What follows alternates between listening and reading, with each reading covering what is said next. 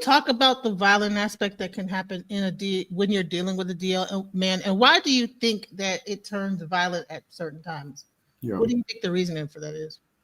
So, a DL man usually hates themselves. So I think anybody that doesn't hate themselves and they're like forced to live in these rigid standards, I guess you could say, especially for men. Sometimes a lot of men equate violence to masculinity. So a lot, or just to try to control people.